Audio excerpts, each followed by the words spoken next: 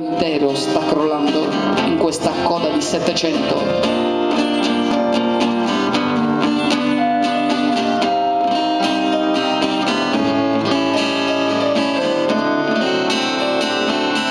La storia siamo noi, ho scritto una volta in un poema quando studiavo dai preti a Miraventos.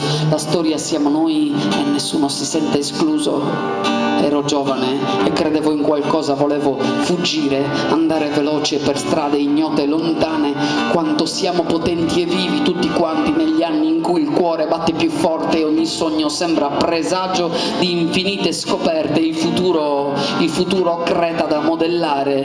La storia sono le servitrici pettegole dei sovrani altezzosi, sono le parole delle spie che io sogno certe notti che non trovo riposo. La storia è nei forconi del popolo affamato e nella fame che li solleva a minacciare l'infame strozzino.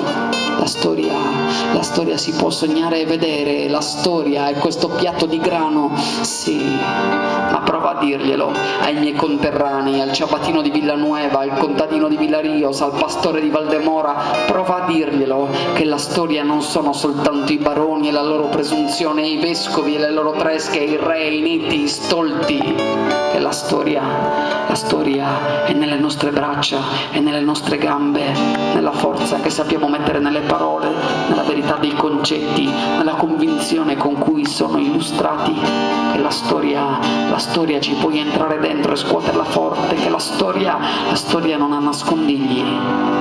Impallidiscono quelli a sentire una cosa così. La storia si può anche impiccare, la storia stia lontano da noi, ti diranno che abbiamo abbastanza pesti così, che abbiamo già da crepare tutto il giorno di fatica nelle vigne, nei campi del feudatario, che abbiamo già mogli e figli da sfamare, questa bella bambina da trovarle una dote, un marito, che è già un miracolo se riusciamo a essere più forti delle febbri, che è già una grazia se riusciamo a stare in piedi. La storia chi se ne frega, la storia maledetta che solo malanni ci ha portato nei secoli dei secoli, soltanto mala sorte e disperazione. Maledetta sia e lontana da me la storia. E io invece ci sono dentro e voglio esserci, e io sento il vento che soffia e strappa, io sento i fucili dei francesi, io sento le micie dei loro cannoni, io sento il rumore delle vele lanciate verso sud, io voglio prenderlo in viso il vento della storia e sentire la sua forza e farmi trascinare, travolgere, stordire